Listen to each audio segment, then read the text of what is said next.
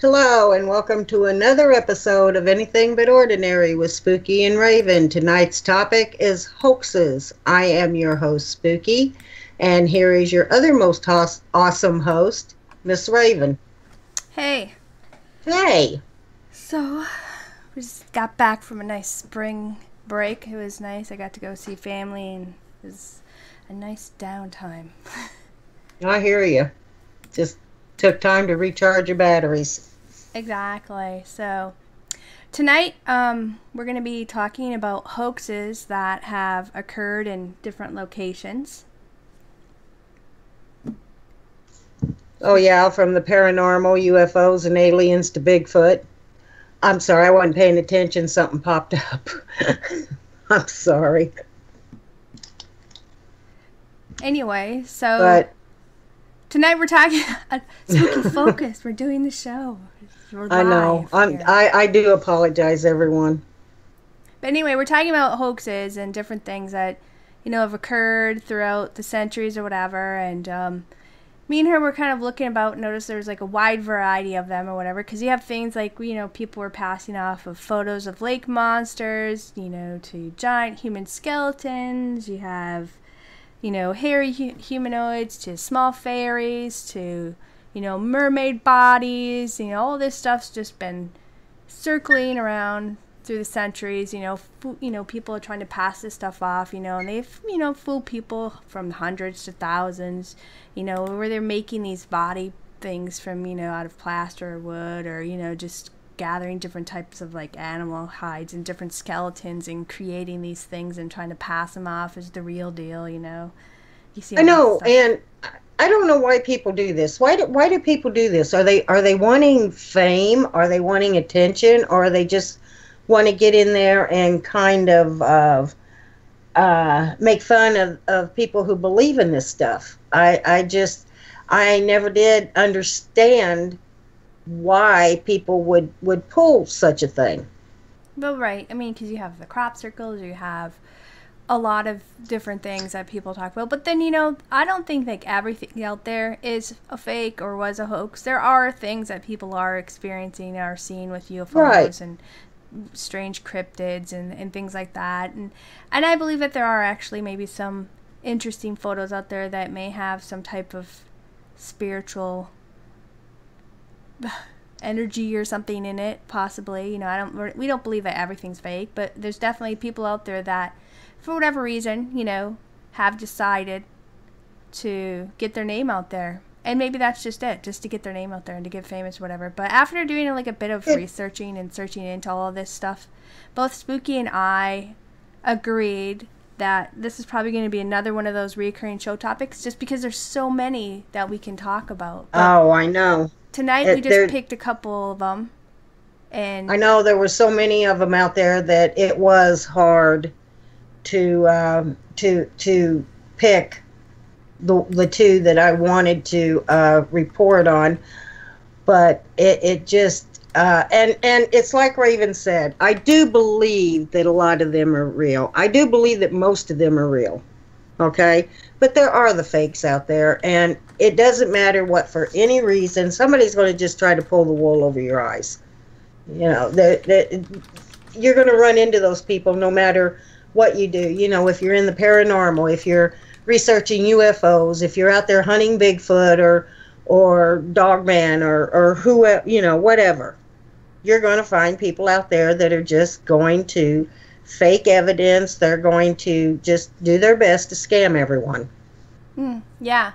But tonight, like, I picked a couple, you picked a couple, and, I think mine's going to touch a little bit with the paranormal, and then also a little bit of a Bigfoot, and then I think yours was kind of a couple of other things. But with this, I picked one kind of like has to do with like spirit photography things. You know what I mean? Because there's a lot of paranormal stuff out there nowadays. We have all these different groups and everything. It seems like the paranormal too is one that you'll find a lot of the hoaxes. Yeah. You're throwing me off since you started. I'm sorry. I don't know what happened. I got my focus. I'm trying to, tonight when you popped in, you just kind of like were off all night, so it kind of tossed me off a little bit. But with the spirit photography thing, what I was picking, yeah, there are some fakes out there, and yeah, there's not. But some of these ones, you have like old photos going way back to the 1800s and things like that. And there was this one guy who was famous for quite a while for his photography back in the 1800s, but it's not, like I said, snapping photos of, trying to get a photo of your lost loved one, dates back to as late as the 1800s. And just like today, there's a lot of photos that are fake as wooden pennies, basically, is what you want to say. And I'm not saying like every photo ever taken is fake either, but when people talk about the history of spirit photos, the name William H. Mumler will be one of the top names that come to mind, because William was thought to actually have been the first spirit photographer ever. I can't say that he was the first one, but he certainly was one of the first well-known scammers to bilk, tons of grieving loved ones out of their money. Because when I was kind of researching this stuff, I like to dig back to find out like where this person came from and the process of what they were doing. But in 1832, John, George, and Susan B. Both lived in Suffolk County, I can't talk now, Massachusetts, where they had a son born whose name was William. Now, William grew up in Boston with his other siblings. His eldest brother was John, and he had a younger sister named Mary. Now, I tried to find out more information on his younger years growing up, but I had no luck.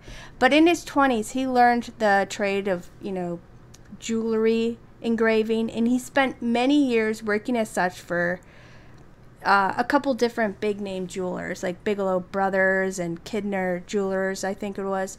But it was sometime in 1860 is when William, like many others, were kind of fascinated with photography, because capturing images dates back as early as the 1700s, but it wasn't until like the 1820s is when this guy, his name was Niepce, I think that was his name, Niepce.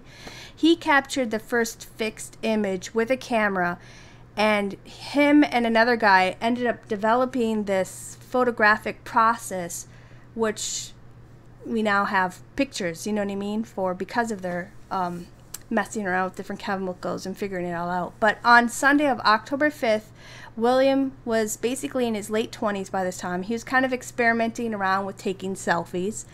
And when he was developing a plate, he noticed there was like this see-through image of a younger female beside him. Now, Wilma? I know. You messed me up from the very beginning. Anyway, William printed it out, and he showed it around to a few of his friends. So, he was kind of curious, like, hey, check this out. And he just kind of assumed that the image was just left over from a previous negative that he did before using, like, the same plate. But, the friends and the family that he kind of showed it to, they all assured him that, hey, this image looked a lot like a deceased cousin that he had who had passed 12 years earlier. So... Well, during that time, cameras used glass plates. They were called DACs, and actually, I can't pronounce the full name of them, but we call them DACs. But they were glass plates that were coated with different liquids, one being collodion and the other silver nitrate, and the plates had to remain wet in order to capture the negative on them. Right. I think they experimented a lot with different chemicals and things back then, until they mastered their technique. But William was married to this woman. Her name was Hannah. Now, she was said to actually be this clairvoyant and psychic medium healer back in the day. So she was kind of well known for herself. Now, supposedly as a joke, William decided that he was going to show this print around to a few of his spiritualist friends, and he told them that it was actually the spirit of his cousin. Well, apparently, they believed him, so of course the news spread throughout the whole spiritualist community, because they're like, wow, like, we have evidence, you know what I mean? Just like nowadays, we're all get excited when you get an EVP or whatever, you know what I mean? But right. Do you recall that time, Spooky, when we did, like, that one show? It was a few years back when we did the Fox Sisters. Oh, yeah, those, what was it, that psychic community up in upstate New York, I think it is? Yeah, well, it was like in 1848 when the Fox sisters, sparked this huge spiritual movement in America. And they claimed to have, the sisters, they claimed to have like that ability, remember, to connect with the deceased. And it was like in 1849, that's when both the sisters were like traveling around America publicly, and I'm going to say performing to, hundreds into the thousands of people that like their gifts and stuff. And it wasn't soon after that in America is when the whole spiritualism, kind of blew up into this huge religious movement. And yeah, which, by the way, you guys should go and check out that podcast we did on the Fox sisters. They also were huge frauds that fooled thousands of people for years. Yeah, they did. They made tons of money off that. But it was actually a really good show. I loved it, kind of researching that one too. But like many others, which I'm showing the time frame here, is when William too, he had an interest in the afterlife. So you kind of see what was going on during this time period. So that's why when he was passing this photo around, everybody was like, whoa, you know what I mean? But like I said, before word spread about his photo print, it was talked about in a lot of different newspaper articles. So because of the newspaper, William started to become popular, and people wanted him to take photos for them because they wanted, in hopes to, if they took a picture, they would hope maybe a past loved one would show up in the photo for them. So because of the popular demand for his spirit photos, he ended up leaving his jewelry trade, and he opened up his own photography studio on Washington Street in Boston, taking these photos.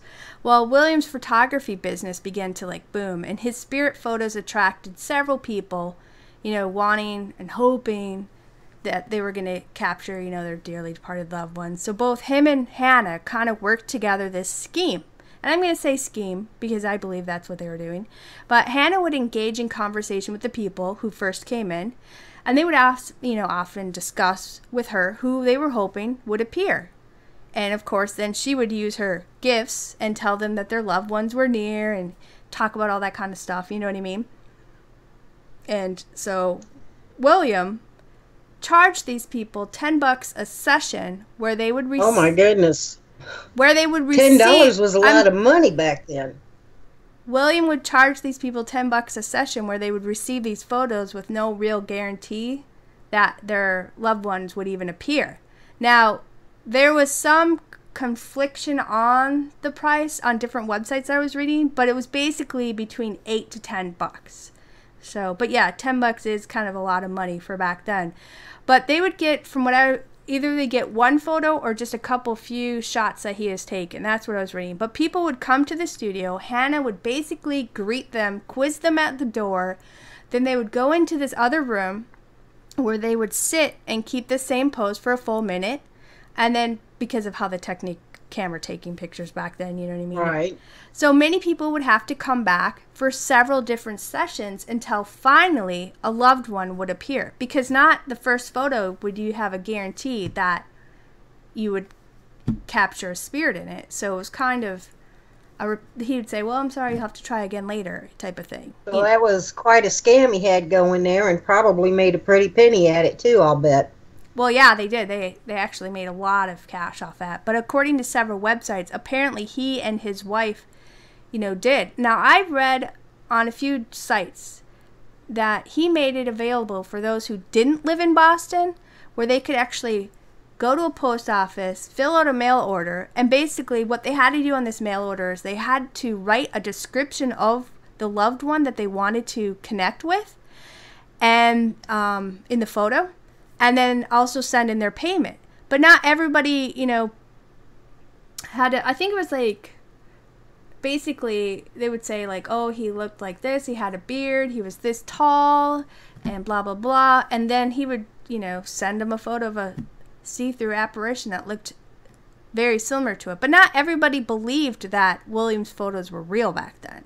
There was this one guy, his name was Mr. Black. He was like another famous photographer in Boston. Basically, he would go up in a balloon and take aerial shots of the cities and things like that. Wow. But Mr. Black, he met with William, and he told William, he's like, I don't believe you're real. I think you're a fraud, and I will bet you $50 that I can prove it. So Mr. Black checked out all of William's camera equipment. He checked out the plates, he checked out the solutions, you know, and then he sat there and had his portrait taken. Now, both Black and William both went into the dark room where Black had taken the glass from the camera, and both he and William, they developed it. And at which point, this figure of a male appeared to be leaning over Mr. Black's shoulder. Now, Black at the time, who was a famous photographer and knew a lot of the processes, he was baffled. And he couldn't explain it away at that moment, according to the sites I was reading anyway. So after a while, William began to claim that he was this medium of sorts, okay? Now he's not a great jeweler, but now because of his spirit photography things, that now he too has some sort of mediumship where he could connect with the deceased, you know, with his energy, and then he would bring it. Basically, he was like this beacon, and he would put it out, and he could attract them in and then be able to film them.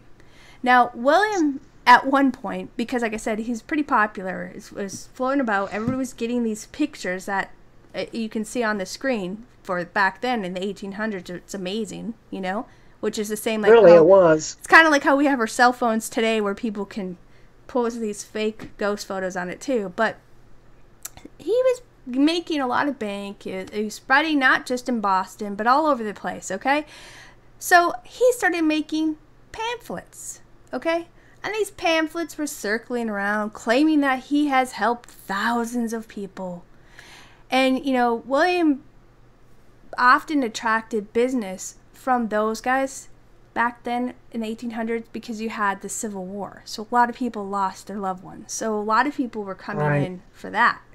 Now, a lot of times the spirits in Williams, that's a quote-unquote spirits, finger quotes up, people can't see us because we don't do a camera, but they were often blurry. And they were kind of hard to tell. You know what I mean? Is this really my loved one, or differentiate between it or whatever? Now, while others would have really, really close likenesses or characteristics to that of their deceased member or friends or whatever. Now, after a few years of operating, you know, like I said, you know, word started spreading among the Bostonians, Boston people, that William was this fraud. And there was other people who were defending him, saying, no, we believe in his gift, we support him. But with all this buzz going on, it started to affect his income and his business. So eventually, him and his wife moved to New York City in 1869, where they opened up another studio on Broadway. And when they were over there, they were kind of getting the attention from many wealthy and famous people who were coming to him. And one person, I don't know if they came to him when he was in New York or Boston, but there was a famous person. Her name was Mary Todd Lincoln. Can't talk today. And everybody knows she was the wife of President Lincoln. But Mary caught wind of William's ability to capture loved ones in photography and our photos, so she decided that she was going to go see for herself. Well, Mary Todd Lincoln at that time she was a widow, you know, but she used to hold seances in the White House, and she was interested in spiritualism, you know, the movement during that time. And I'm really not surprised that she would want to try and see if this Mr. Mumler could capture a photo of her loved ones, you know. Because she lost her sons and her husband. She lost her sons, she lost her husband, you know, and she was a firm believer in the spirit world. Yeah. I think she attended a lot of different spiritualists when they had these huge things, and she saw a lot of different mediums and all that kind of things. Because I remember, right, and she would bring them right to the White House. Right, because I remember reading about that when we were studying with the Fox sister show and just all the history that took place back then. But so anyway, Mary showed up one day at his studio. Now she was dressed, which she's in this photo on the far right, but she was dressed in all black clothing, and she had this dark veil over her face. according to sites anyway. Now, she walked into this place unannounced. She didn't have a, scheduled setup or anything, but she came in and she was greeted by his wife, Hannah, and she said her name was Miss Tydell, and that she wanted a photo taken. So, of course, Hannah brought her into the other room, and that's when William claimed he had no idea who she was, and he took her photo. Because she kept the veil, I guess, over her face the whole time until it was time for her to have her photo taken. And that's when he saw her face, supposedly. This was what it was saying in some newspaper articles and things that they have written out there, and which I'll put in references tonight where you guys can go read more in-depth stuff on this, plus see all the other photos that are out there. But after the photo was developed, there was this image of a man with a beard that appeared standing behind Mary.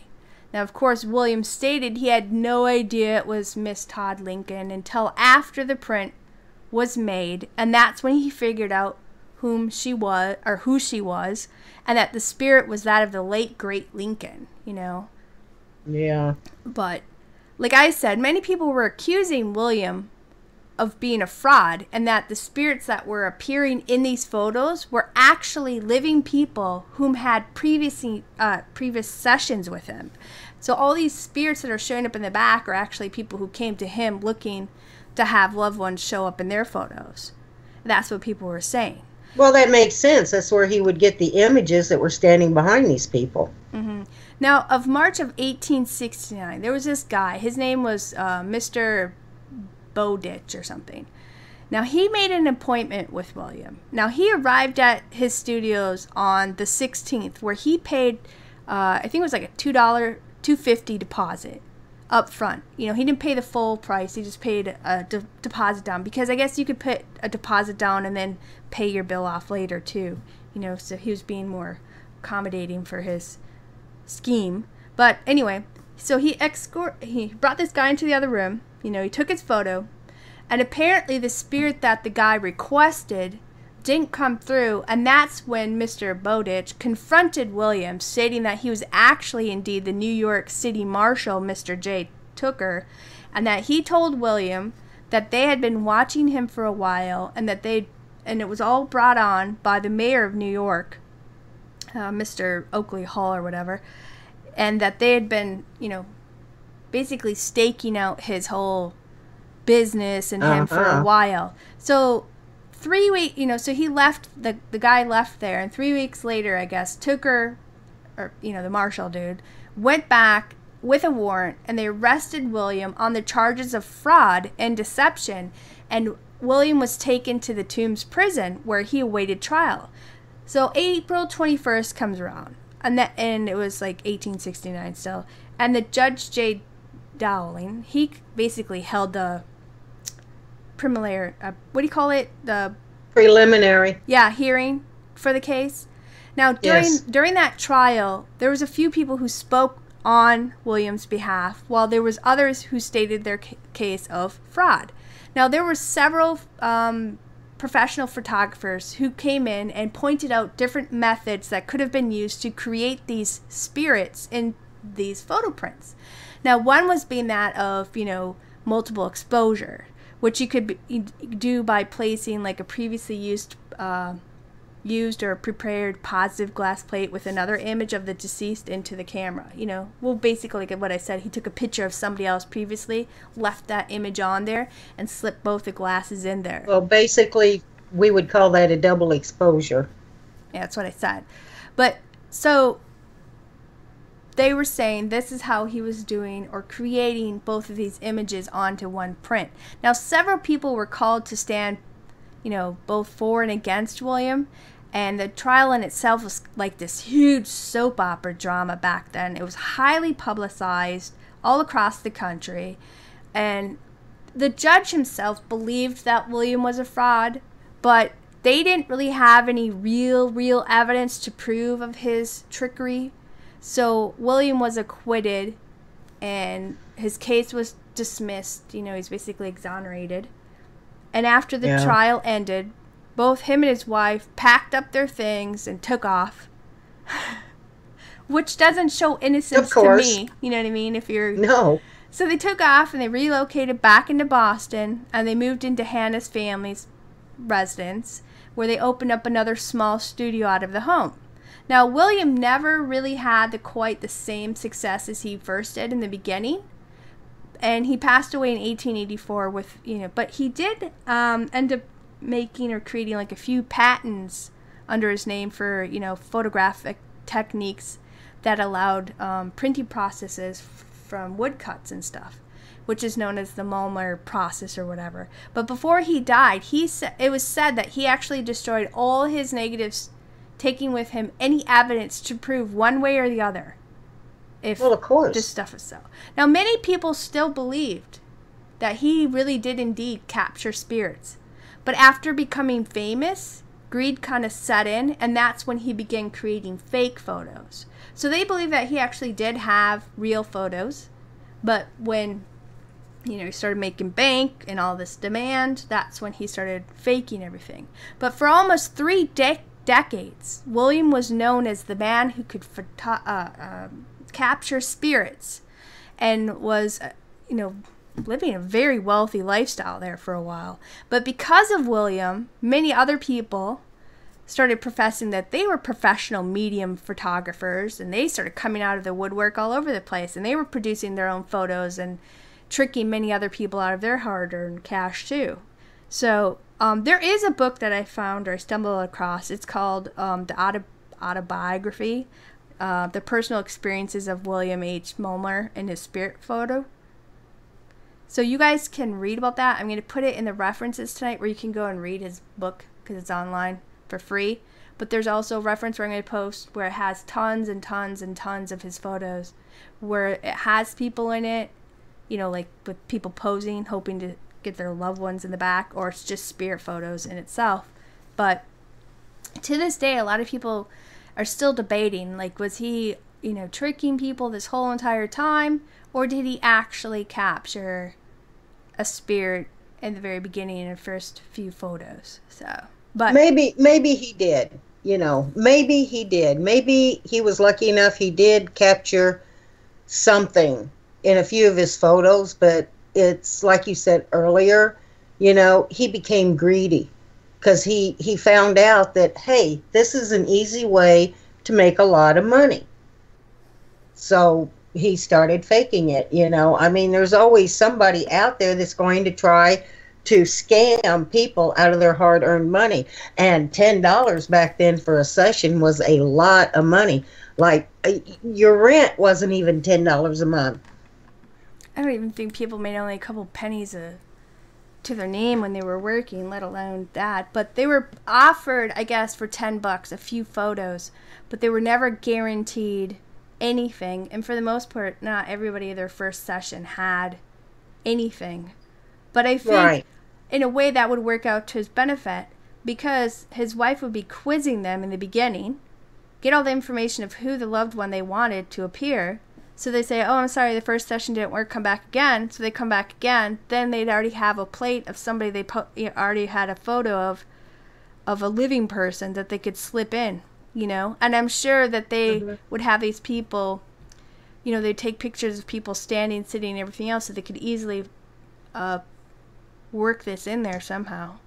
But yeah, there is a long, drawn-out article. I shouldn't say drawn out because that's kind of rude. But there's a very long article where you can read about the whole trial. And I'm going to post it in the link. And I think there is a couple newspaper articles I'll be posting here too that you guys can read about. It is really interesting, the things that they were discussing during that trial and stuff. But we have so many other things that we have to talk about tonight. I might download that ebook and read it because it does sound interesting. Yeah, for sure. Do you want to go on to your next one? I mean, your first one, I should say. Okay, I chose the Kinderhook plates. And the reason I chose this one is because it took place just 2 counties over from where I live. Now, Kinderhook is a small town in western Illinois in Pike County, and it's across the river from Louisiana, Missouri. Now, the town is still there, but it's not the bustling town that it used to be. There are some houses and a few small businesses, but it's more of a village now rather than a town. Now, these 6 brass plates, which are shaped like bells with these unusual engravings, were found buried in an Indian mound just outside of Kinderhook, Illinois, on April 16, 1843, by a Robert Wiley. Now, Wiley was a merchant, but he claimed that for 3 nights in a row, he had a dream that something valuable was buried in the mound, and he felt compelled to dig in it. He first started out doing this alone, but he only got down to about 10 feet and quit because he discovered that, hey, this is a lot more work than I bargained for. And but on April 23rd, he returned with a group of about 10 to 12 men to help him. Now, they dug down a few feet and they discovered limestone that was charred from a fire. And after digging another 2 feet, they found these charred human bones, or I should say a skeleton, and the plates were laying on the chest of the skeleton. Now, I should mention that among the diggers were a Wilbur Fugate, a Bridge Whitten, and a member of the Latter-day Saints, or LDS Church. Now, these people will become important later. I just want to say one thing with the photo up. This is just like a sketching thing that I have up, but we will be putting in a link, photographs of the real plates, but for copyright reasons, and not have, they're not public domain, for us to be able to share on here. But we will have the links where you guys can go and see what they look like in gold and stuff. So. Oh yeah. The name of the LDS member couldn't be found, but I'm figuring that maybe his name was lost over time, because he only had one importance, and he was the one that sent word to Nauvoo, Illinois, which was 70 miles from Kinderhook. Now, this town is where Joseph Smith, the founder, the leader, and the prophet of the LDS Church, was residing at the time. That's a whole show in itself. That guy. Well, I'm going to really be paraphrasing this, but we could do an entire show on this topic alone. Yeah. And as a matter of fact, Joseph Smith at the time, I believe, was the mayor of Nauvoo. Now, of course, word spread throughout the county, and people were coming in to see this so-called treasure. The plates were dirty, so they were entrusted to a Dr. W.P. Harris to be cleaned. And Harris took the plates home, and he washed them with soap and water, but he couldn't get them very clean, so he treated them with diluted sulfuric acid, and that's when he discovered these strange engraved symbols. Now, eventually, the plates were taken to Joseph Smith, because 10 years earlier, Joseph Smith had discovered some similar plates and translated supposedly the symbols, and once he deciphered them, then he wrote the Book of Mormon. Now, eventually, Smith claimed to have deciphered part of the symbols and said that they told the story of the remains that were found with them. Now, the remains, according to Smith, were of a man that stood 9 feet tall, and he declared him to be a descendant of Ham, the son of Pharaoh, the king of Egypt. Now, here is where the problem with that is. Ham was the son of Noah, not Pharaoh. Yeah, I was going to say, if anybody knows their Bible, kind of knows if that's anybody not knows real. Their Bible, they would know right away that that was not true. Yeah. Pharaoh's son was Ramses. And how this guy got all the way over here is a mystery, because I don't remember anything in the Bible where Ham packed up his family and moved to America. Okay, America was not discovered yet. I understand that. That we know of. That we know of, but that's your Bible lesson for the year. Right. Anyway, Smith declared the plates to be of ancient origin and genuine. Mm-hmm. Now, like I said, I am paraphrasing this report because there is so much more to it. These plates traveled all over the place, and they're even mentioned in the history of the Mormon Church. And Brigham Young himself claimed to have seen them and declared them real. Now, a lot about these plates, in fact, I would say all things about these plates really are recorded in the LDS history because of a man named William Clayton. Now, this man was Joseph Smith's secretary and confidant, and he wrote everything in his diary. Yeah, but what gives these guys authority to say that these plates are of ancient origin? Do they have some type of, I mean, what kind of background do they have to prove? I have no idea. I think he was going on these so-called plates that he had found 10 years earlier. And like I said, the plates that he found earlier is when he wrote the Book of Mormon. Anyway, where was I? Oh, William Clayton. William Clayton wrote everything in his diaries. Mm-hmm. Everything. And especially about Smith, which is actually where most of what we know about Joseph Smith came from, was from Clayton's diaries. Now, as I said before, I'm going to shorten this story as much as possible, and I'm skipping over a ton of things, like the newspaper stories, you know, all the places and the people that where these plates were taken, and all the people who claim to have seen them. There have been papers and books written about them, and the entire LDS just celebrated this find as the most important find of the times. For the whole world or for their religion? For their religion. Okay. Okay, but everyone involved in this so-called finding of the plates signed an affidavit to the fact that the plates were found in the mound and they believed them to be an ancient artifact. Now, on June 27th in 1844, Joseph Smith was assassinated. And for a while, no one knew the whereabouts of these plates. But one of them eventually ended up in the Chicago History Museum in the 1920s. Now, approximately 10 years after Smith's death, Wiley, Witten, and Fugate came forward and admitted the plates were fake. Now, I got the impression from my research that they probably were not believed, and the LDS assumed that these three were trying to discredit Joseph Smith because all three were non-Mormon. And two of them, I think it was Witten and Fugate, I believe they were anti-Mormon. Mm-hmm. Okay, but in a letter written by Fugate to another anti-Mormon in Salt Lake City, Utah, in the letter he stated, now I'm quoting this letter, he said the discovery of the plates was a humbug gotten up by Robert Wiley, Bridge Witten, and myself. None of the 9 persons who signed the certificate knew the secret except Wally and I, unquote, or Wiley and I, unquote. Now, in the letter, he went on to also say, and this is another quote, we read in Pratt's prophecy that truth is yet to spring out of the earth. We concluded to prove the prophecy by way of a joke. We soon made our plans and executed them.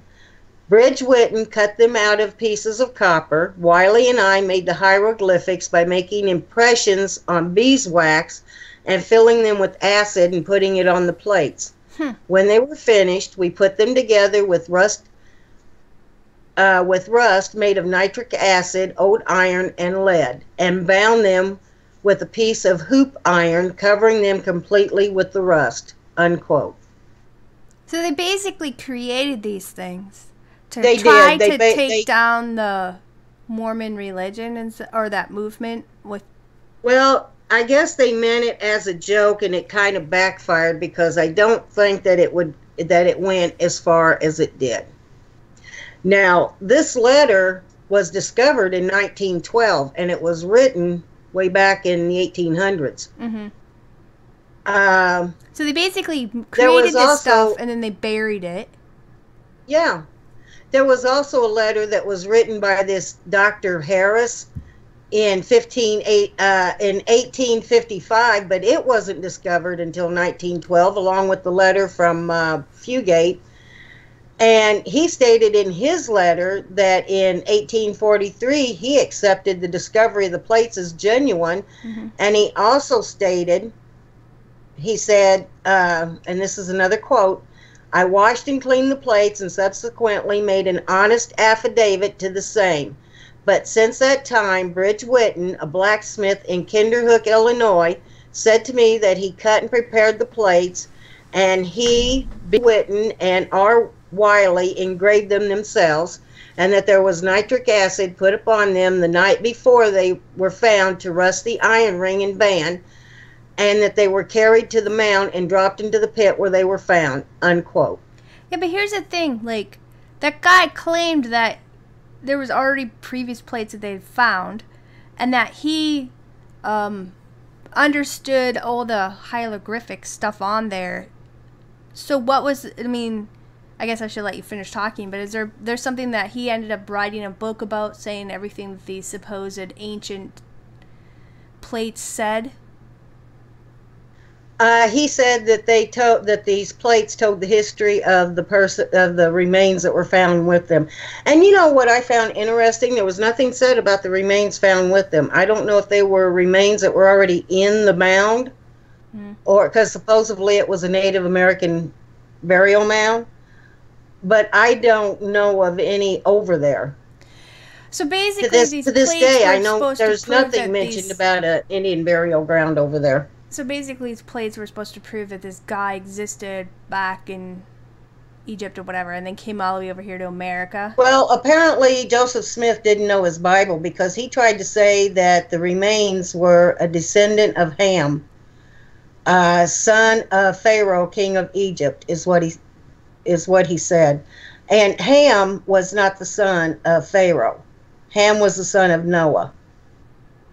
I find it very fascinating that he could decipher hieroglyphics when he didn't really have a lot of education, if I remember right.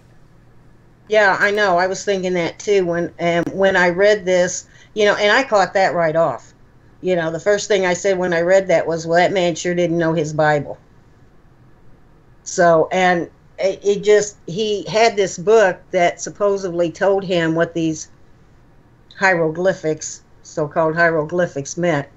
Now, needless to say, there have been a lot of controversy surrounding these plates and the confessions of the hoaxsters. Now, since at least one of the plates surfaced, it has gone through tests. I mean, in 1953, 1960, 1966, and finally in 1980, when the controversy was actually put to rest. This Dr. Lynn Johnson examined the plates, using the different instruments of the time and a very powerful microscope that he had. And he declared that the plate was not etched at all, but the engravings were burned into it with some sort of acid. And he also found marks embedded in the plate that came from some sort of instrument that should not have been there. And since some of the so-called engravings were over these marks, that's why these marks were not detected, and they could only be seen under a microscope. Now, he declared the plate was made in the 1800s. Mm-hmm. And since then, the Mormon Church has changed its history and declared that Joseph Smith did not decipher these plates, and that Joseph Smith was not fooled by this hoax, that he knew that these people were scamming him. Yeah, he knew the whole time. I like how they he knew the whole time. Of what actually, like I said, like that huge underground bunker thing where they have a lot of stored, like the Mormons. Didn't we do a show we were talking about one time where they had like this huge underground, what would you call it, compound, where they were storing a lot of historical things, seeds and this and that, everything else? I don't know if that was the Mormons. I don't remember if it was. Now, I don't know if this is true or not, but I was told that there was a some sort of vault-like place underneath the church. Now, like I said, I don't know if this is true. And where they have the names of everybody living in the United States. Now, I know that, and I know this from a fact because there was a time when my mother was trying to find someone that had been gone from the family for like 30 years. And she called this place in New Mexico because there is a place in New Mexico that has a list of the names of every person living in the United States. And they told my mother to call the church the Mormon Church in Salt Lake City, Utah. Now, I do know that the Mormons baptize the dead, so they have, list of names there. And it doesn't matter if you're Mormon or not. They do that. But my mother found the person that she was looking for going through the Mormon Church in Salt Lake City, Utah. Matter of fact, they had her name, her birth date, where she was living at the time. She was in a county nursing home, told the town that she was in, and everything. I mean, they had all of her information. Wow. That's kind of mind-blowing. Yes, it is, really, when you stop and think about it. For a religious group to have that much information on everybody who's living in this country. Right. And the place that my mother went to first was a federal place, a federal government building in, I can't remember the name of the town, but it was in New Mexico. And that guy that she talked to there referred her to the Mormon Church in Salt Lake City. Now, that alone just freaks you out to know that there's some place in this country. Of course, we all know the federal government knows everybody, has something on everybody, but this is a religion. Yeah. Why would they have the names of people who are not in the religion? Yeah, why do we have all that information stored down there? I guess we could always go contact them and ask them. That'd be an interesting interview. Show. Yeah, it sure would. That would be an interesting show right there. So basically, the plates with the plate part, right? Because I have a question. So they created this hoax in hopes to what? Make Joseph Smith look like a fool and to bring down the Mormon movement that was I don't think beginning that they were to overpopulate in Utah at the time. Because I know there was a lot of... Because remember we were doing shows about the 1800s and stuff and how there were some wars going on with the Mormons? Well, the Mormons, they practiced multiple marriages, polygamy at the time when it was legal. There were a lot of people that were anti-Mormon, but, you're going to find people that are anti any religion. Well, anti anything, but that's not my question. But why the plates were created? I think, it was a joke because this one Mormon, when Joseph Smith found the plates 10 years earlier, this one guy, he was Platt, I think was his name. He was... I guess he was singing Joseph Smith's praises, and he made the statement, what was that I said, that the truth will come out of the earth or something like that. Mm-hmm. So these guys decided that they were going to do a joke.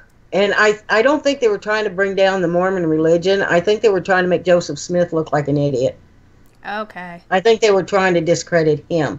Because he was the founder, he was the leader, and he was considered the prophet of the LDS Church. Right, but this hoax was going on for a while, where people were actually believing in these so-called... Yeah, but they came forward in like 18... they were found in like 1843, supposedly found. And they let this joke go on for 10 years. And I don't know if they didn't know that it was going to be blown out of proportion like it was, or if they just sat back to see what would happen, because it was like in 1853 to 1855 is when they came forward to say that they made those plates. Yeah. And all the way up until 1980, the Mormon Church believed the plates were genuine until this Dr. Johnson yeah. Proved that they were not. You think somebody else would have proved, but then maybe they probably didn't let too many people examine their plates because they considered it a religious, holy artifact. Technically, Wiley owned the plates because they were taken to Joseph Smith 2 or 3 times, and when Wiley decided he was going to take the plates back, he did. And each time he took the plates back, from what I read, Joseph Smith was a little bit distressed about it because he didn't get a chance to decipher all of the plates. And the thing of it was, Joseph Smith, after Joseph Smith was assassinated, the plates disappeared. And the only person that really had full control of the plates was Wiley. Well, I'm still stuck on the fact that they have all this information about everybody.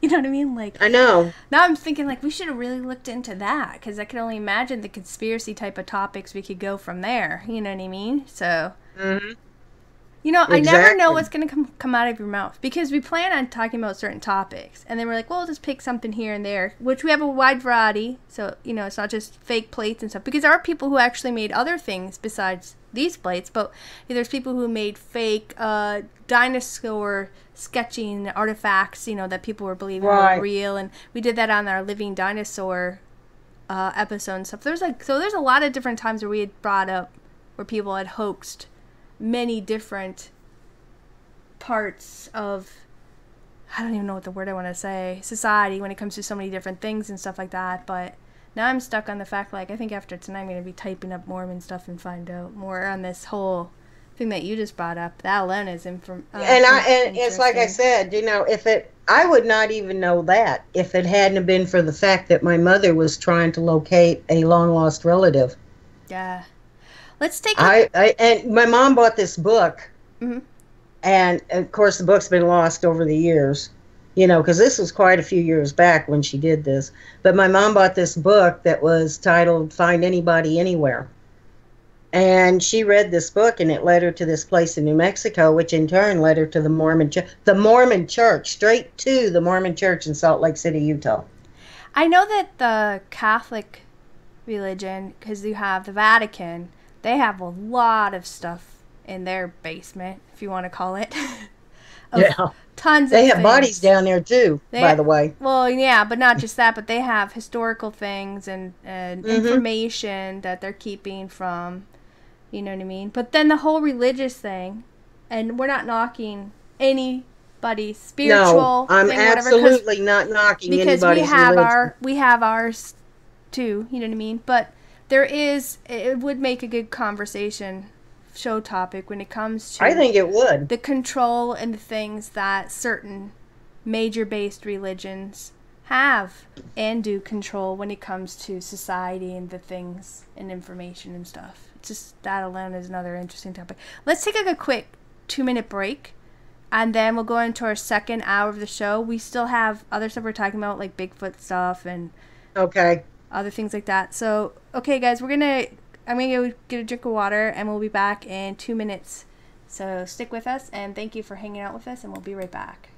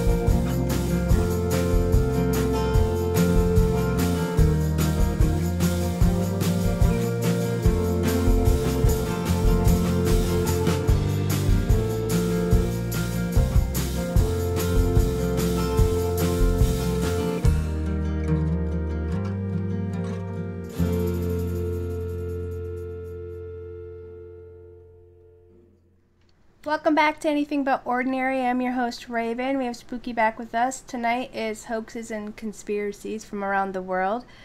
We are kind of, tonight we picked a couple of them for ourselves, dealing with like Bigfoots and fake paranormal photos and historical religious plates that were fooling people for 10 years and stuff. And I think Spooky picked some type of alien thing too or something. I'm not quite sure. But tonight's going to be one of those, this topic's going to be like a recurring one, because when we were doing research for it, we found so many interesting ones that we could talk about, but I can't fit them all in a 2-hour show. I guess you can, but we wouldn't be doing it the way that we normally do our shows. But Spooky, you're back with us, right? Yeah. Cool. Anyway, when it comes to cryptid stuff, we've done a couple shows with Bigfoot. We did one on lake monsters, didn't we? I think so. Yeah. And you know how, like, you have these sideshow exhibits and fairs and things that go about, and people are like, check out this real mermaid we have, or we got this dragon thing, or, flying snakes, or all these different things, and, you can definitely tell when, or fairies, you have all these little mini fairy fake things that they were passing about for a while and stuff, but, Bigfoot is a pretty big thing that seems to be going about a lot, where people are always claiming to have a body of, or skeleton remains of. Oh, that's a big one. That's another big one that people have been faking. I mean, it's amazing. Like those guys in Georgia that claim that they had the body of a Bigfoot. So what they did was they froze it in a block of ice and they sold it for $50,000. And are you talking about that Rick guy? That Rick? I forget what his name is, but of course, when they thawed it out and everything, they found out it was a mask and a costume and all kinds of things, and it actually ruined those 3 guys' careers, because a couple of them were firemen down there. I think, there was a couple of them, because there's this one guy who claimed that he discovered a Bigfoot body that they had shot or whatever, and they froze. Yeah. And, they were making money off of articles, and people were believing them, and then they sold that body, like you said, and that's when people finally defrosted it and found out it was a big old costume. What in the world? I don't understand what those guys were thinking. Yeah, because I think you would get in trouble. I mean, they knew sooner or later somebody was going to thaw that thing out. Yeah, well, agreed. 50,000. You know what I mean? But they weren't going to get very far too long. But I think that guy's still making videos claiming that he has body parts of Bigfoots and stuff. And I think his name was Rick, if I believe right. But, they're not the first. They're not going to be the last. And we're not by any means saying that there's not the possibility of a... I believe in Bigfoot. Yeah. We're not saying that, we've met people... And Spooky's had encounters and things when it comes to Dogman or Bigfoot and stuff. And we believe people experiences and stuff. This is a huge world. It's a lot bigger than our backyard. And, it's bigger than what you think it is. And, if anybody's out in the woods knows that, good luck. You're not going to find... I've been in the woods. We have woods for our family property. And I know the predators that live out there. But I don't always run in. I don't always see them. And I definitely don't find their body remains. But I ended up picking one tonight, which was called the Minnesota Iceman, which is basically like a Bigfoot type of body that was discovered, killed, whatever you want to say, and was talked about for many... It's still kind of talked about when it comes to the cryptid circuit or whatever. Yeah. But there are photos out there of all of this stuff. But, none of them are really public domain, but I'm going to put it in our references. But I kind of sketched up a photo from the description and things that they were talking about. So I kind of sketched this hominoid-looking thing for our photo or whatever. But I'll do that in our references tonight after the podcast. We'll have a link where you guys can go look at all the photos. But in 1960s, there was this guy. His name was Frank D. Hansen. Now, I tried to find out more information about him. But all I could find about him was that he was like this retired Air Force captain that, you know, he was stationed in Duluth for a while, whatever. And he was also a pilot, you know. But he traveled the country with this sideshow exhibit of this, you know, infamous Minnesota Iceman for like 10 years. Now, he would go to different state fairs. He went to carnivals and all that kind of stuff. And he was charging people 35 cents per viewing to see this missing link. Now, what people would do is they would step up inside this 40-foot semi-trailer that he ended up having converted. And inside this trailer was like this frozen humanoid creature that was laying inside like this large coffin cooler, you know, like a freezer chest type of thing. But it had like this double thermal glass top, which would prevent, you know, frosting on it, and, you know, like any ice melting while people could view this creature. Now, it was said that this thing was somewhere around 6 feet tall. It had, you know, brownish red hair, you know, that was like 3 to 4 inches long, and it basically covered its entire body, you know, except for part of its face, you know, and palms of its hands, things like that. But it said it had like really large hands, it had huge feet, and, you know, they could even see like the yellowing fingernails and stuff. And it had like this sort of, I guess, misshapen nose that was kind of pushed up or upturned a little bit, but it had a very prominent eyebrow ridge. And they said it had like this huge chest, you know, kind of like a wrestler would have or whatever, just really thick and muscular. But it didn't really have like that of a neck. It was, if they did, it was like a short neck, you know, kind of like gorillas or whatever. But they said one of the arms was like fractured. And when you were viewing this thing, it had like this eyeball that was kind of hanging down from the socket, because apparently that's where it was shot and killed.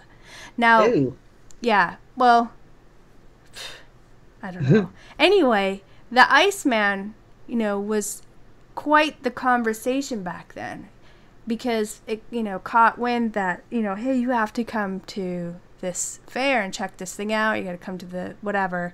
So people would actually pay to see this thing several times, you know, just to really analyze it. And they would always ask him, like, where'd this creature come from?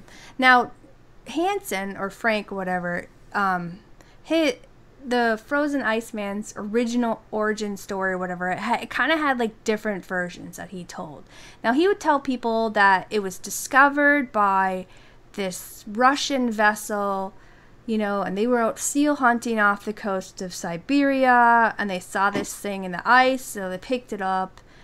And then as time has passed, you know, like I said, he was out traveling with this thing for 10 years. Another story was that it was told that this Japanese whaling ship came across this block of ice, and the body was in it, and so they picked it up. And then when they were docked in Hong Kong, they took that body from them, you know, and then it was placed in a deep freezer, and then somehow it made its way to him.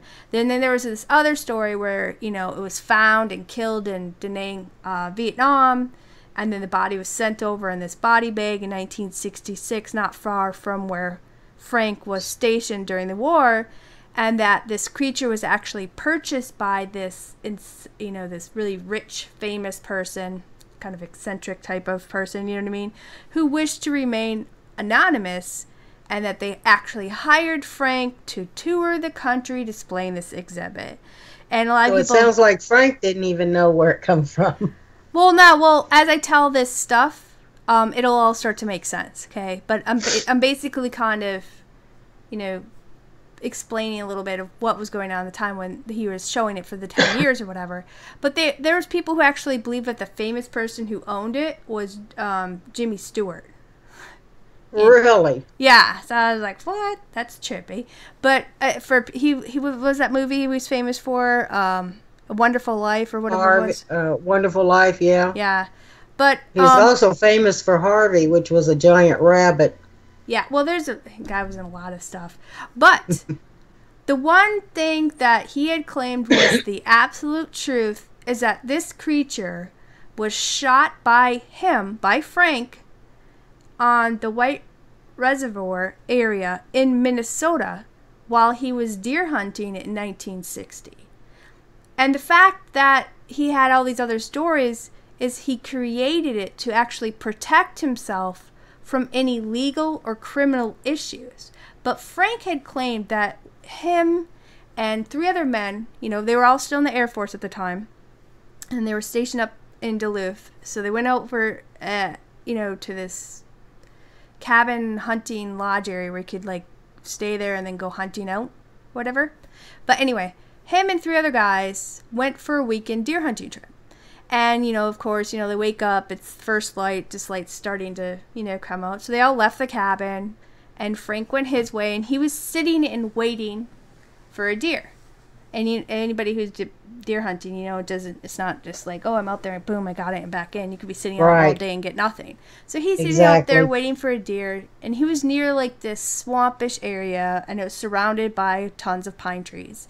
And after a few hours, he noticed movement down near the swamp. So of course he raised his gun and he fired at the doe, but he ended up only wounding this doe, and before he could take off his second shot, the thing got up and took off into the swamp. So of course Frank followed the deer, and he was, following the trail of blood into the swamp, and he said that almost an hour had passed as he was trailing this wounded deer, and he was kind of giving up hope that he was never going to be able to find this thing, So he's hoping, like, every time he went around the next thicket or the next log or, next bush, whatever, his doe would be there. But it wasn't. So he just kept following the trail of blood for a while. And it's not like this big, long stream that people, you see little splatters here or there. It's not like the easiest thing. But he ended up tracking it, and he came to this part where he heard some kind of noise. All right? So he's stepping over this brush and going over this tree, and he's following this noise, and he paused for a moment. And he raised his gun, and he took his safety off. And as he walked slowly out towards the sound, he kind of came into this clearing. And he thought, it was going to be his deer. And that's when he spotted what he claims were these 3 large, hairy humanoids. And they were in this clearing.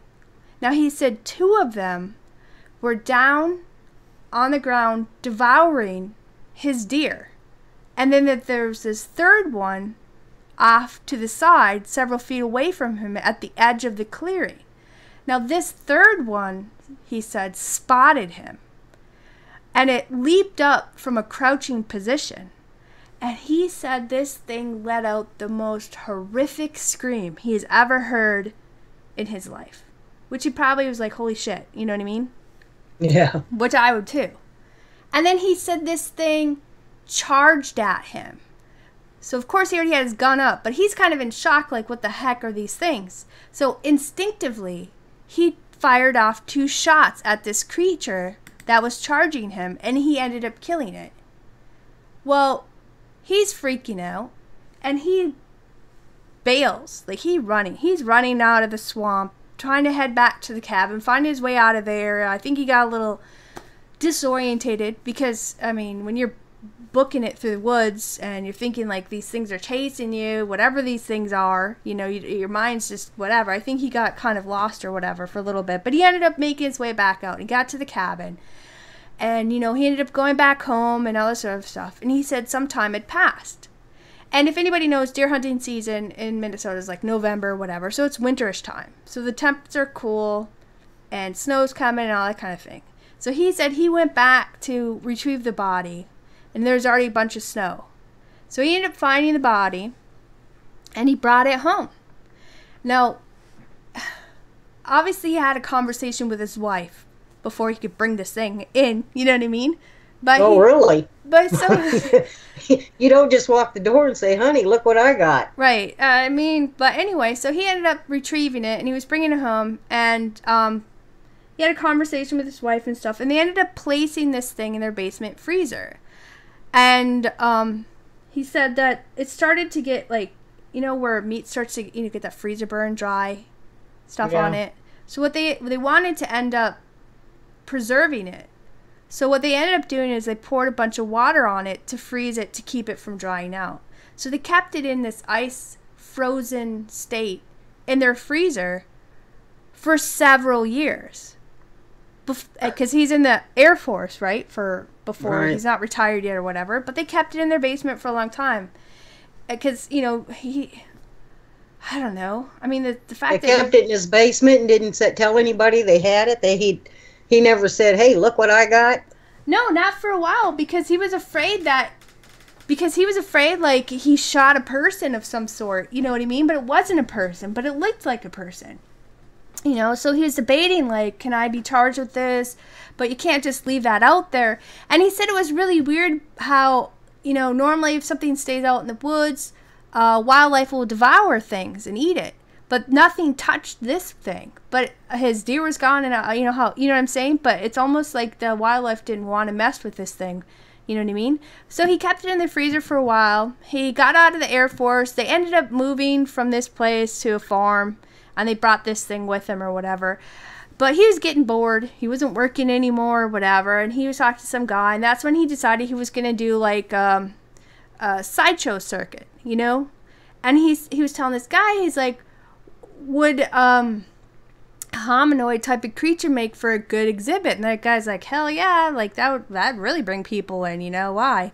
So, he told this guy, well, okay, I kind of have this thing or whatever. So whatever. Anyway, the whole detail about his hunting thing and how he talked to his wife and all that stuff, I actually have a link where it's in great detail of his words, where I'll post it in reference, where you guys can actually read it all, because we only do a 2-hour show. But I really suggest you guys go check out these links that we posted in, because it's so fascinating, some of the things that you can read and detail of his information that he's going, like, he goes into, you can read it, you can feel his fear and him describing when he went back out there to gather this thing, or when he was fleeing from it, and how his buddies were kind of making fun of him for, being scared in the woods, because he didn't tell him why he was scared, But anyway, he talked to this guy about, would this make for a good sideshow thing? And they're like, yeah, So anyway, it was November 28th through December 7th.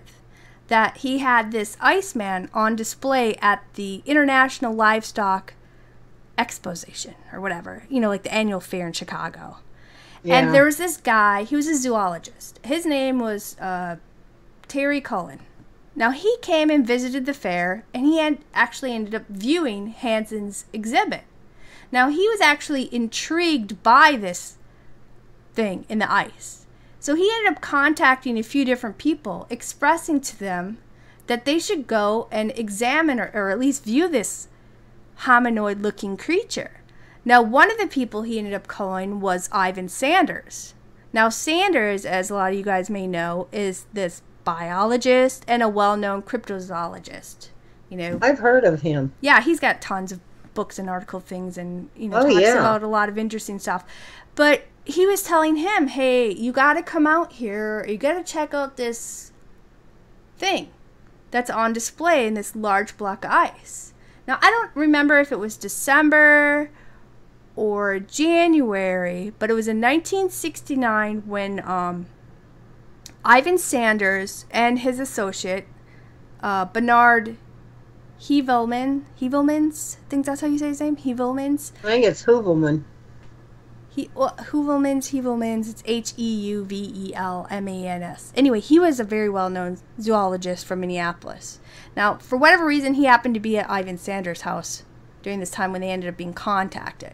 So both him and Ivan contacted, or one or the other ended up contacting Frank, Mr. Hansen. And they were like, hey, we heard about this, blah, blah, blah. And the guy's like, yeah, you guys come on out to my place and you can examine the creature. Because, you're only traveling this exhibit when the fairs are open, and then you got the off season, which is winter. So by that time, he's already at home with his family and whatever. So the two men, they drove out to Minnesota, because the guy lived in Minnesota. And they arrived at the Hansen's home, and, the guy, he greeted them really warmly. He wasn't rude, shady, or nothing like that. So both Ivan and Bernard, they walked into the place where he had the cooler, like the freezer chest where the thing was stored to keep in ice, because he kept it at like -10 degrees at all times. Now both of these guys were examining this body through this block of ice. And they were writing down every detail, you know, just intensely, you know. And they even said in the articles I was reading, like, part of the glass over the ice was actually cracked. And they could actually smell, like, an odor of, like, rot or decomposition. Now, both of these guys, you know, well-known biologist and zoologist, all this stuff, and a cryptozoologist, believed that this creature was a significant find. So they actually contacted the Smithsonian Institute. You know, this guy, his name was John Napier, whatever, Napier. He was a primatologist. And they're like, hey, you got to come out and examine this thing for yourself. Well, both Sanders and Bernard ended up publishing articles on this saying, you know, they called it, I don't remember what the heck they call it, Homo Pongo Diaz, I don't even know how to say it, but or the ape man, basically. And like I said, after the show tonight, I'm going to end up putting our references, a link where you can actually go read these guys' articles. One of them was in the Ergasi magazine that Sanders did. It was published in May of 1969. And you can read in great detail of everything that he was writing about. And then there's actually photos in there and sketchings of this creature and stuff. But Hansen said, you know, he started freaking out because he told them, hey, you guys can come check this out. But, you know, under the stipulation that they weren't going to go publicize all this stuff or whatever else. But they ended up doing it on their own, making all these articles and stuff. So, you know, after their articles came out and they were published, you know, is when every newspaper, every TV, you know, radio station from all around the world wanted to see this thing. You know, they wanted to examine it. They wanted to prove if it was the real missing link or this great hoax, you know. And it was because of Bernard mentioned in one of his articles that he had put in there that the creature had looked like it had been shot.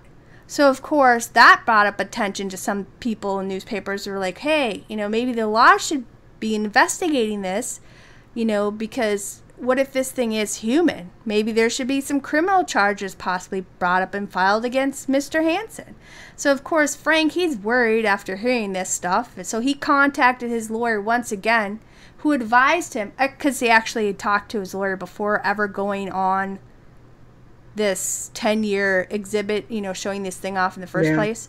But because basically, after all this stuff came out and it was all over the world now, his lawyer said, you should swap out the bodies again for the model. Because what happened is, back before Frank started going on tour, he actually contacted legal advice, where he actually said, hey, you know, come to my house. And he showed the lawyer the real body that he had shot in self-defense. And the lawyer was the one that actually advised him that it'd probably be safer for him to travel with a model.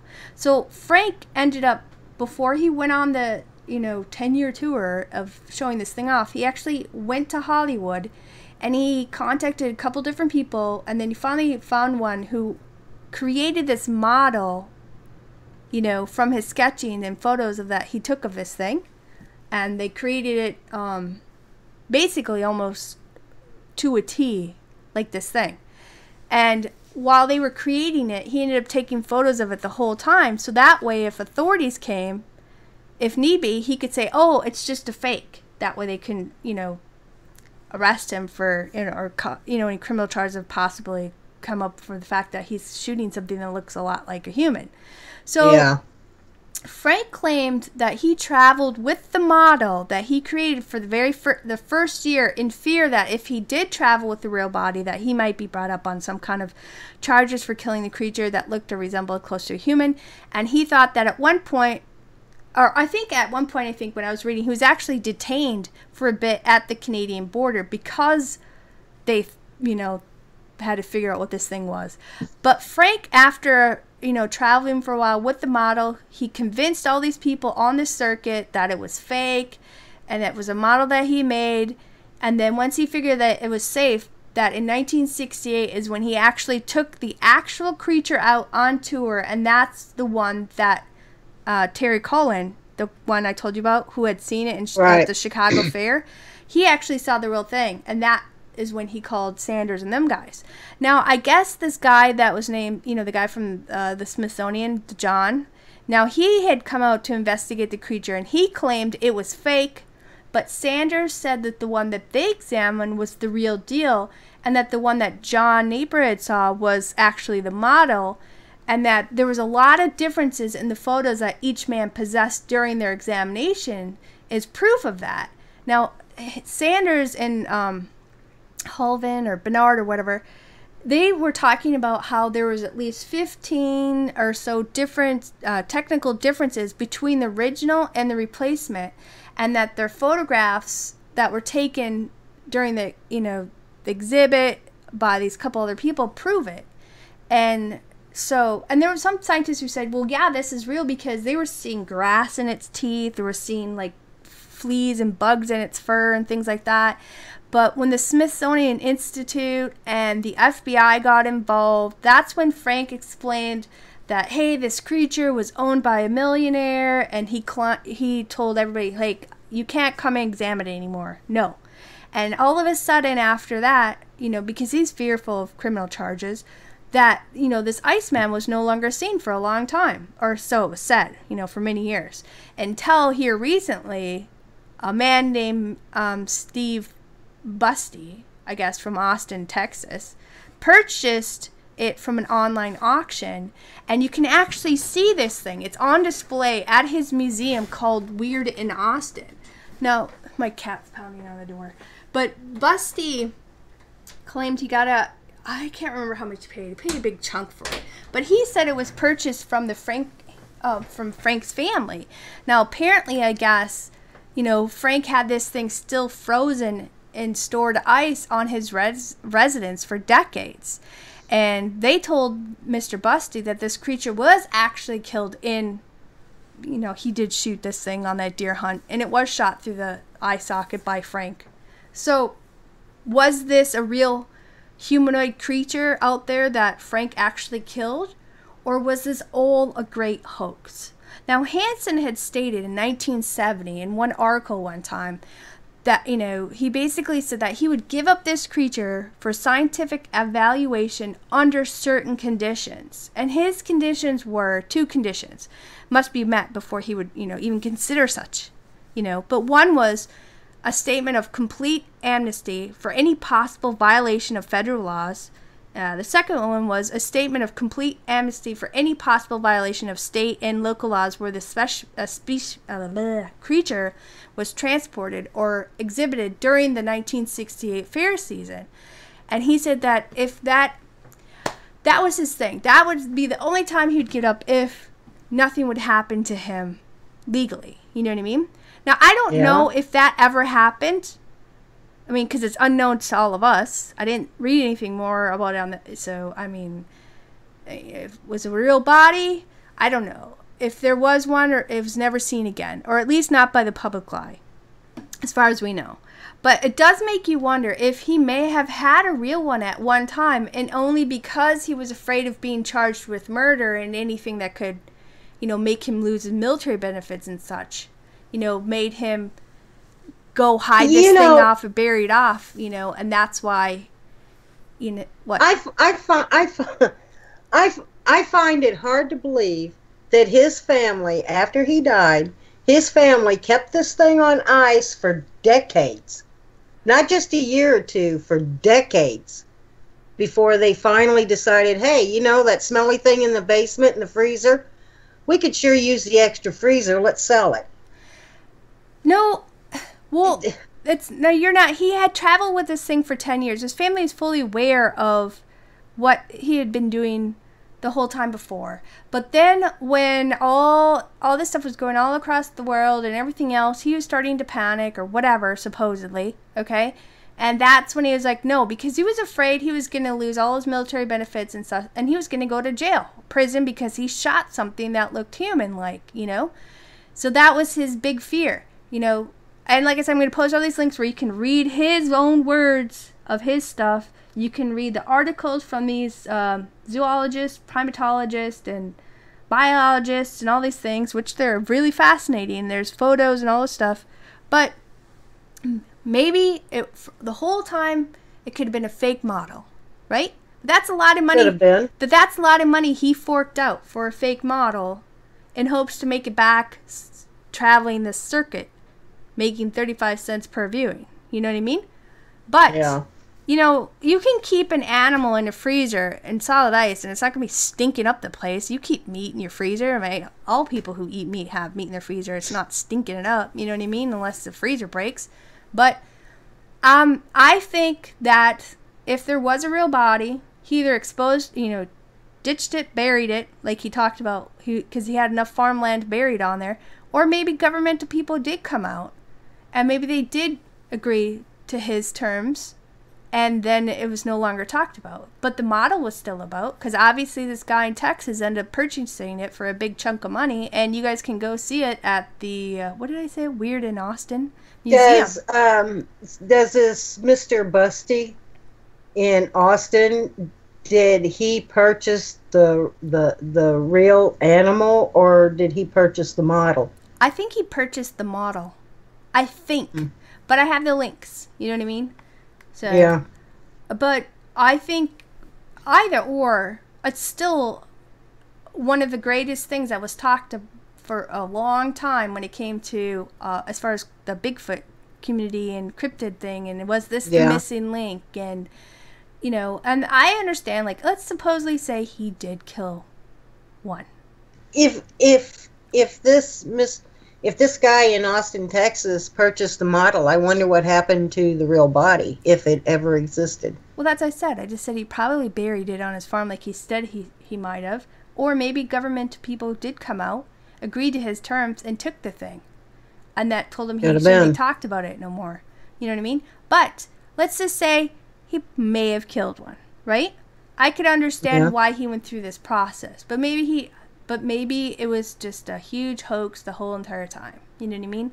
But it's definitely one of them that's talked about a lot when it comes to Bigfoot hoaxes and stuff. That Frank Hansen is one of the top ones that comes to mind when it comes to things. But like I said, tonight after our show, I'll put in the podcast our references that you guys can go see all the real photos. But we try not to post anything unless it's public domain. But do you want to go and talk about your next one, unless you have more conversation about Bigfoot stuff?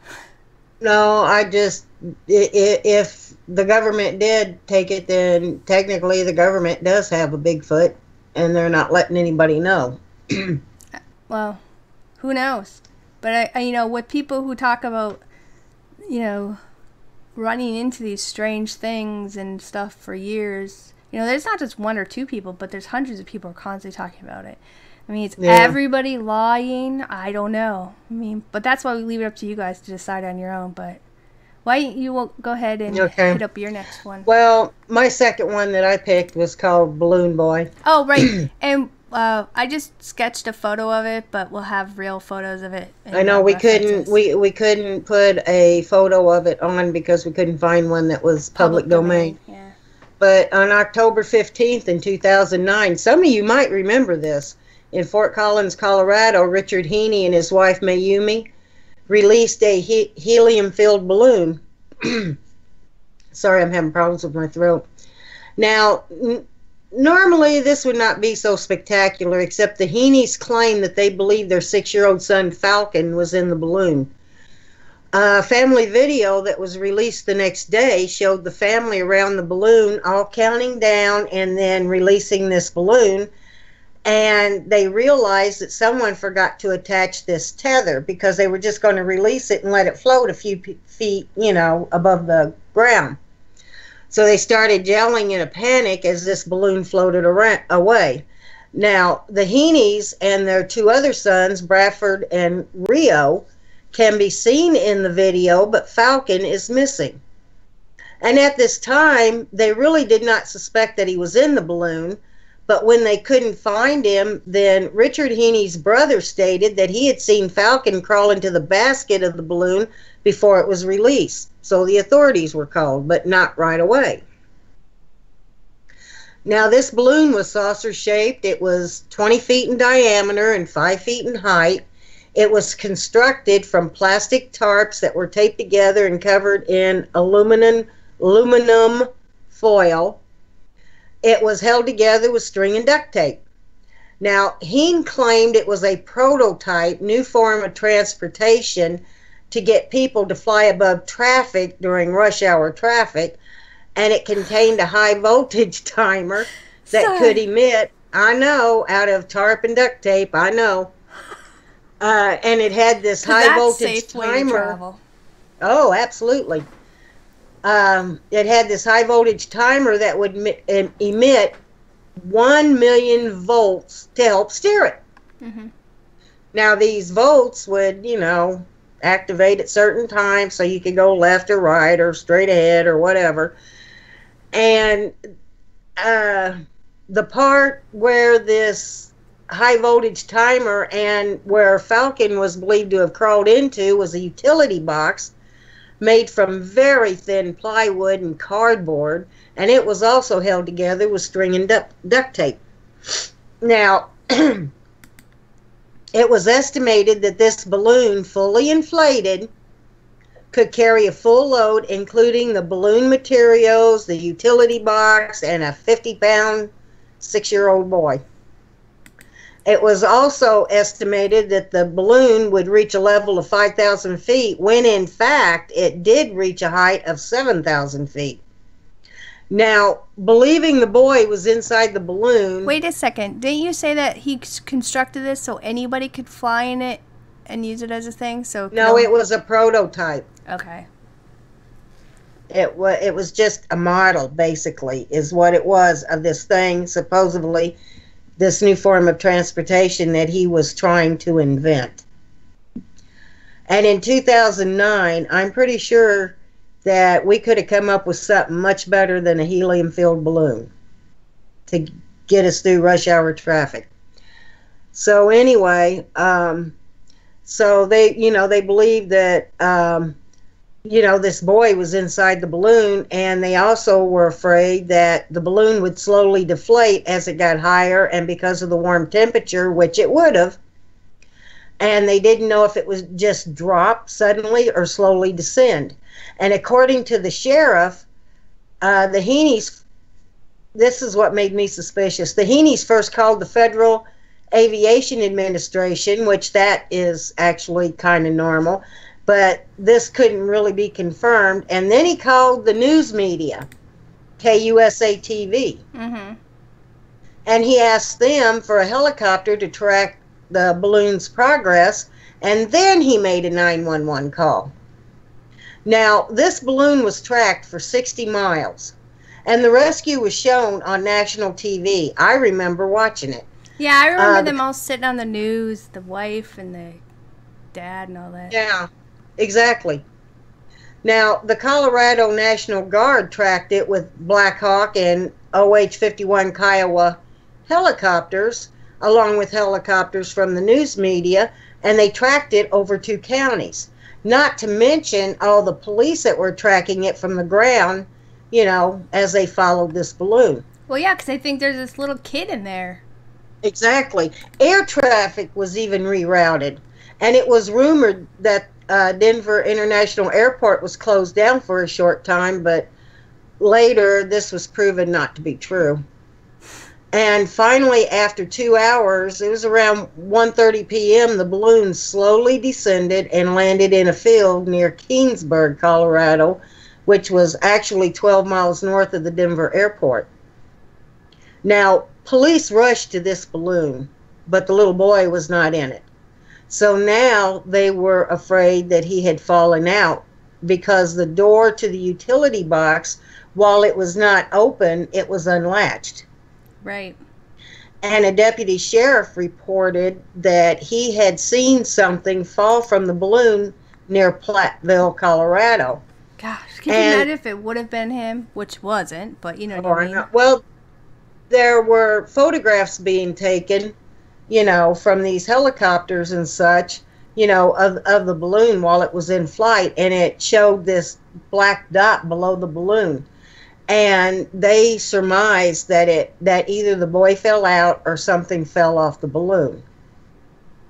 I mean, search and rescue crews began looking for this boy. They were out all over this area where supposedly whatever this was, it fell from the balloon, all in that area looking for this boy.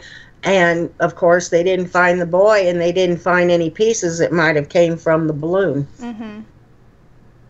So at approximately 4:14 p.m., CNN was doing this report with the family. And while CNN was doing this interview with the family and everything, well, the little boy appeared out of nowhere. And come to find out, he had been hiding in this cardboard box that was, in the rafters of the family garage. Now, at this time, it was assumed that the boy may have wandered off, and the sheriff even stated that, for all they knew, he could have wandered off and he could have been, down at the park swinging on the swings. Mm-hmm. And the family just assumed that the little boy had climbed, was in the balloon because he wasn't anywhere to be around. Right. And, excuse me, and they also assumed that maybe he might have wandered off, and then when he came home and found nobody there, or even all of these news people and everything, that he just, 6-year-old little boy, he was afraid, so he hid. Right. Now, at this time, there were several news agencies that began to wonder if this whole thing was a hoax. And in the beginning, like I said, the sheriff's department did not think so. And the sheriff just came up with his theories and everything. And, a 6-year-old boy, I could understand why the sheriff would think the way he did. Because sometimes kids kind of wander off. Or he may even have been in the house. Or he may have went in the garage and crawled up in the rafters. Who knows? I don't know. But later that evening, the family was being interviewed by Wolf Blitzer mm-hmm. for Larry King Live. And when he asked the boy why he did not, come out of the garage, he didn't answer. So his father repeated the question, and Falcon replied, and I'm quoting, "You guys said that we were doing it for the show," unquote. Now, at first, Wolf Blitzer didn't really hear what the little boy said. A member of his crew walked up and told him what the little boy said. So Wolf Blitzer immediately stopped the interview. Yeah, he basically revealed, Yeah, innocently, really, Falcon revealed the entire thing was a hoax.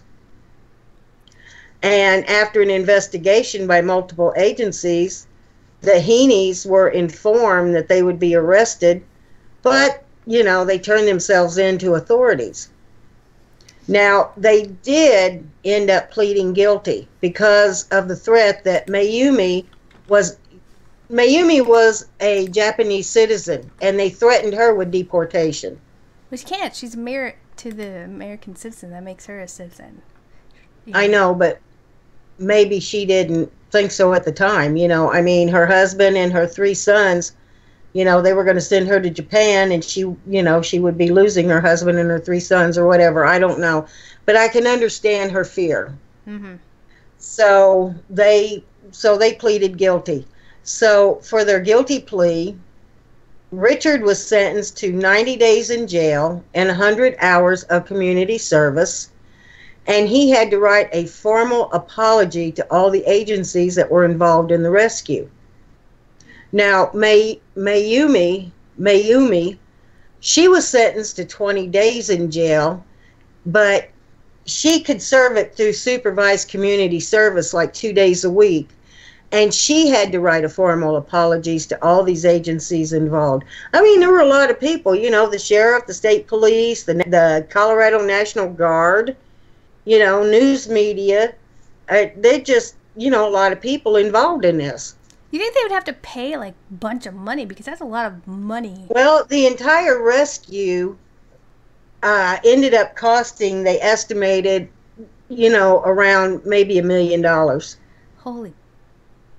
But, and also Richard, I forgot to mention, Richard was ordered to pay $36,000 in restitution. Yeah, couldn't he, like, wasn't he, like, he couldn't, like, profit off this or anything? That's what, that was another thing. Both of them were banned from receiving any profits from this hoax for several years. Man. But to this day, though, Richard Heene claims the incident was not a hoax.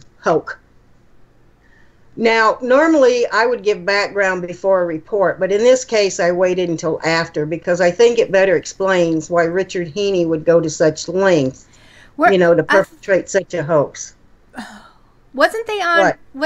Wasn't he on another show at one point where they're like, there's this show where I believe I'm going to claim I watched this at sometimes, but they would have famous people swap partners for their show for like a week. Well, I was getting to that. Oh, okay.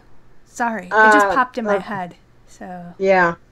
Well, Richard and Mayumi, they met in acting class in Hollywood, California, and they married in 1997.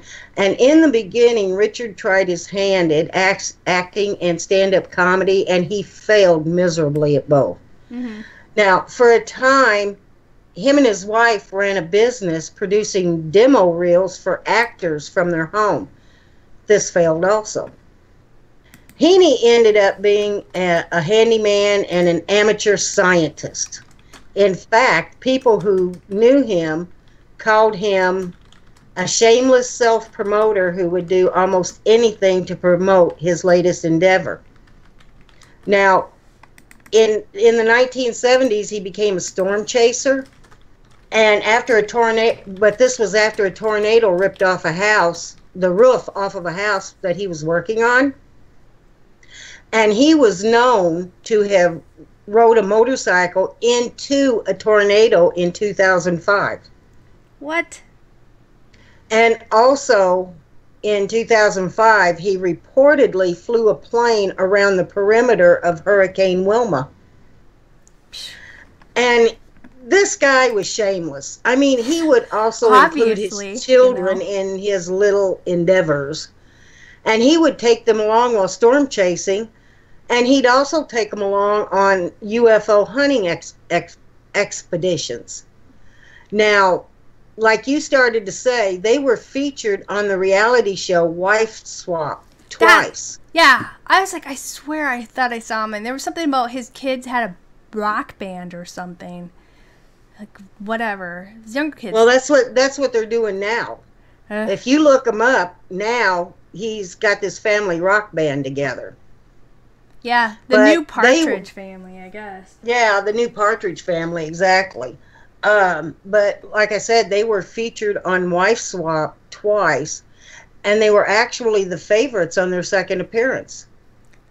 Now, during his appearance on the show, Richard expressed his belief that all humanity came from aliens, and he told about launching his homemade flying saucers into storms.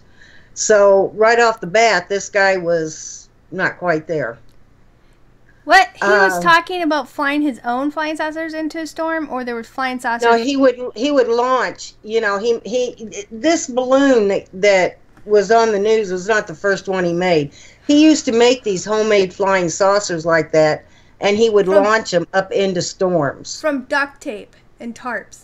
Yeah, from tarps, duct tape, plastic, he cardboard, must have went to school. plywood. Seriously, when you were talking about duct tape and stuff, all I had was red green going through my head because that guy could build anything with duct tape. So I'm like, what, did he go to the red green school? Seriously. The handyman's secret weapon, duct tape. Yeah, that's I remember that show. That's what Doppel was talking about. I used to always like what he always said at the end, if the women don't find you handsome, at least they can find you handy. But anyway. I love that. That show is, like, when you're stuck late up night and you're flipping channels, you see red green on, you're like, oh, hell yeah, I'm watching this. Because you don't know. I love that show. I know. I just love that show. Canadian. He tried to gain the media's attention by promoting a reality series called The Science Detectives, where, every week that they would take some sort of science project and tear it apart or whatever, kind of like Mythbusters. but he had no success with this. And just a few months before this balloon incident, he approached the TLC channel with an idea for a reality show, but they passed on it. And after this balloon fiasco, the producers of Wife Swap were actually working on a show that involved the Heenes because they were a popular couple on Wife Swap. Mm-hmm. But because of this balloon hoax, the producers said that they were not going to go through with this, and they declined to offer any specifics as to why. But, I mean, you know it was because of this hoax that Heene pulled.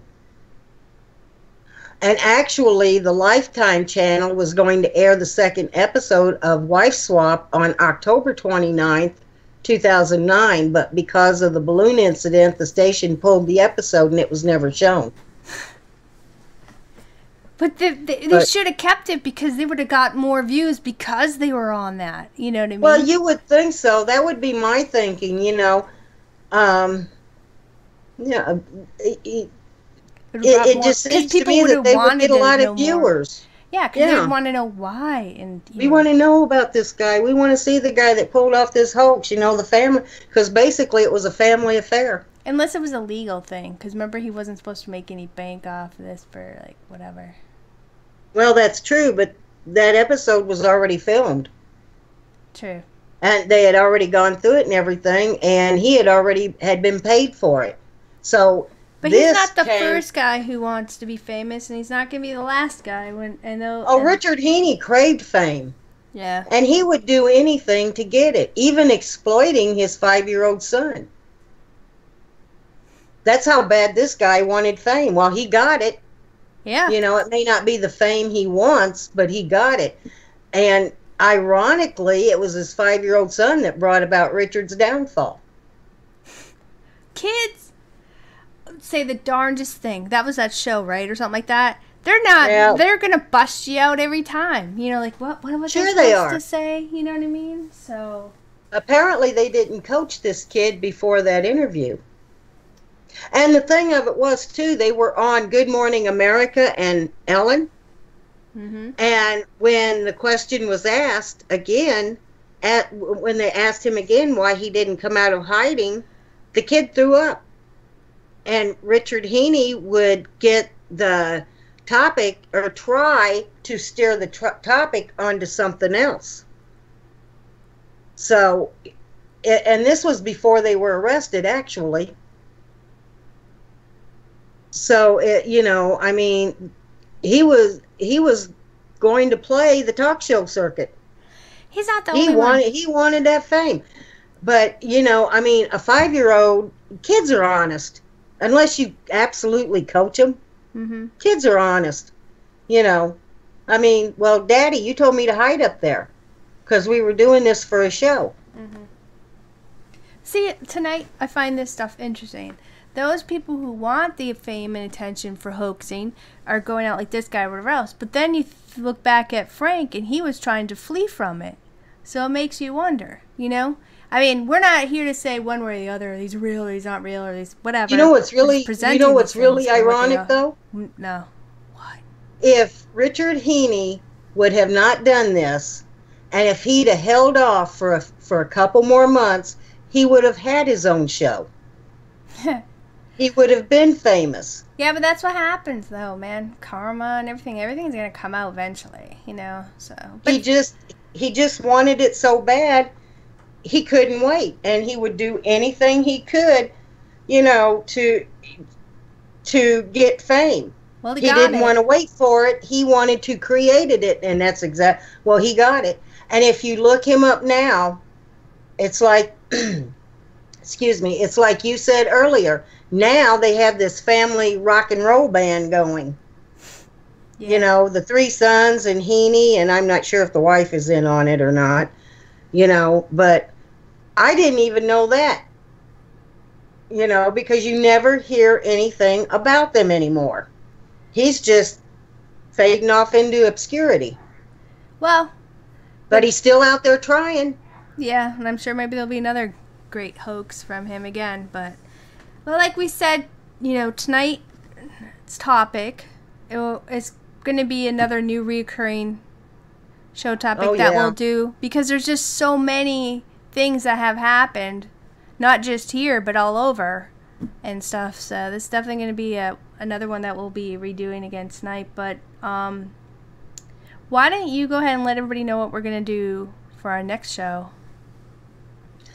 I want to thank everyone for coming. I want to thank our mods, Richard and Nell, for doing a great job in chat. I want to thank Raven for a good show.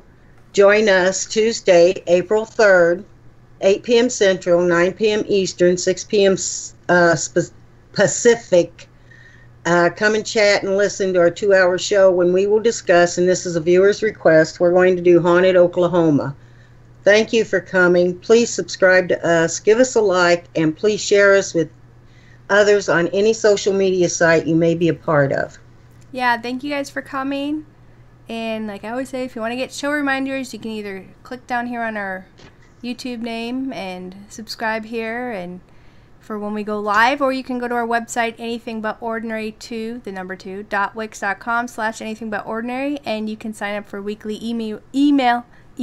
what am I saying? I cannot talk tonight. Email reminders. You will not be getting emos from us, but no emus. Yeah, you will get no emus were hurt during this little show interview. No, you can sign up for weekly email reminders for our live shows on YouTube, or you can just contact us there and give us, like, you know, show ideas, a little friendly banter or whatever. But we hope you guys have a great week. We'll see you around at other shows, and join us April 3rd for a viewer's request. Good night, everybody. Oh, and for those who have Happy Easter, because I think we'll be coming on Happy after. Easter. All right. Everybody be safe, and we'll see you next show.